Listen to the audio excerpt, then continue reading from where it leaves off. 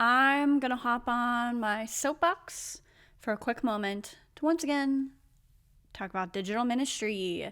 Okay, so this is all in an effort to make social media a more peaceful space for us to thrive in. Welcome back to the Peaceful Spaces podcast. I'm your host, Chelsea, and like I said earlier, we're diving back into the world of social media and discipleship.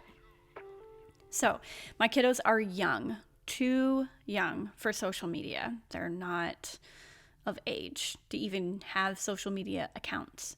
Yet, they are influenced by the digital space every single day. They watch some YouTube videos or show or play video games, all of which require the lovely tool known as the World Wide Web, influenced by someone who isn't me.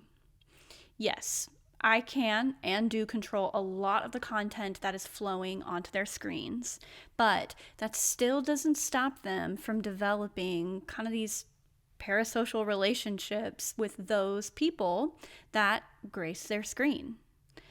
They're learning to build relationships, and one of the tools used to communicate and develop those relationships is a small glass screen.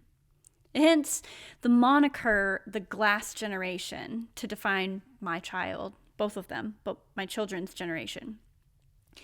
Gen Alpha has never known a world without a piece of glass in front of them.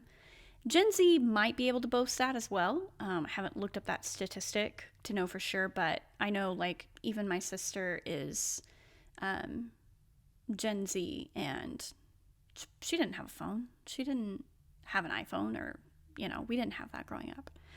So after last week's podcast, I was pondering about influence on social media, and it had me think back to a book that I read in 2020.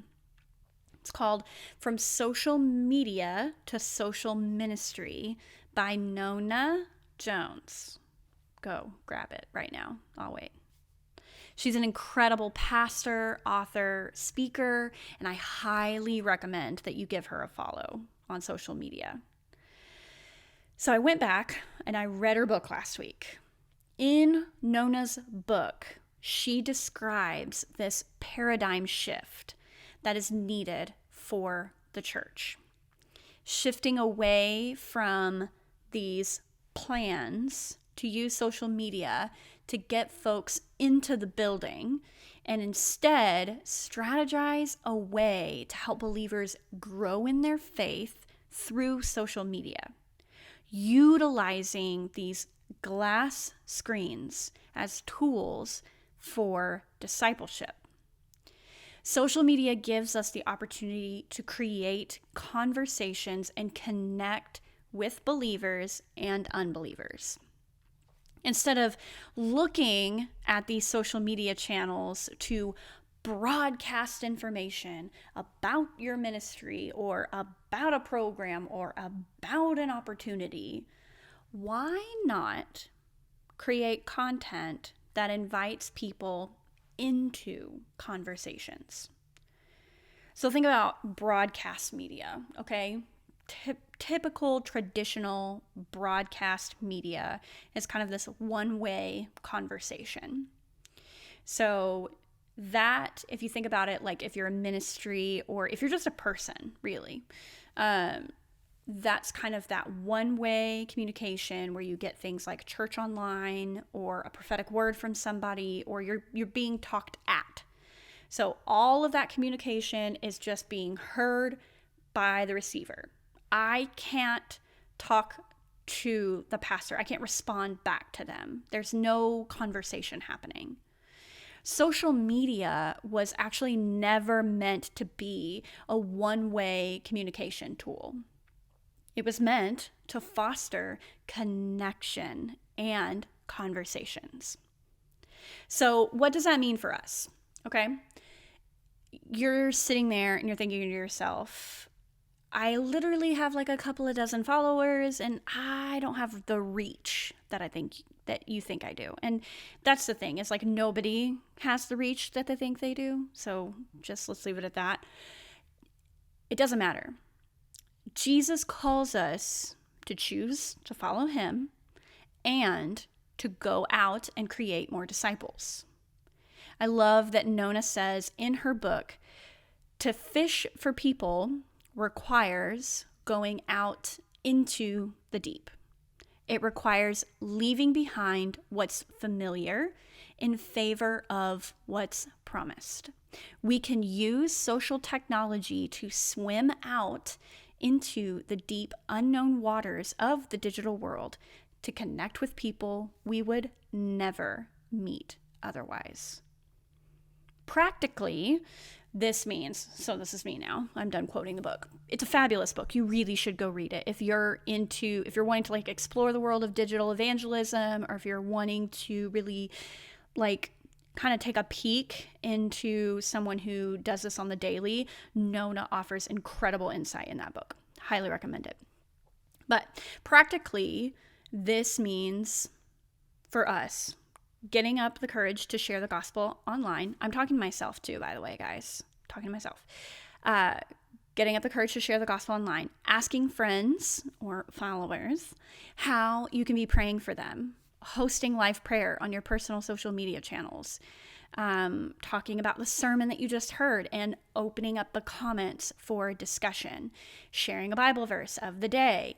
Opening it up for discussion. That's the key point here, is to make yourself available to have a conversation. The disciples walked with Jesus every day. They were able to converse with him. And through the holy word of God, we're still able to have that conversation. We're able to ask the Lord, what do you say about this subject? Look it up. It's right there in the Bible. And our in-person discipleship experience, our online discipleship experiences is just that. It's creating a conversation using biblical foundational truths. So listen, if you're not up for sharing on social media just yet, it's okay. I totally understand the kind of trepidation that comes with posting about your beliefs online. But another practical thing that you can do is to actually pray for people who share online every day. Pray for those of us who share the gospel daily on social media channels. This is a mission field just as much as any. And I know it sounds weird to say, but it's true. I personally have had many a thing go wrong, like just as I'm about to post something for a gospel sharing client. Like, I've had entire hard drives get wiped and are unrecoverable. I've had my computer crash multiple times, my phone completely gone. It's maddening. And then I remember I'm in ministry and I gotta have prayer partners covering my back. As you're watching or listening to this through your glass screen, I want you to think of this as a way to bring peace to a space that usually doesn't get to be peaceful. I want you to think of some anchor scriptures and share them. Whether you get online and you read them out loud over social media, or you post the verses, I want you to use this glass screen to reach generations that have never known life without them and give life through them. That's all for this week's episode of the Peaceful Spaces podcast.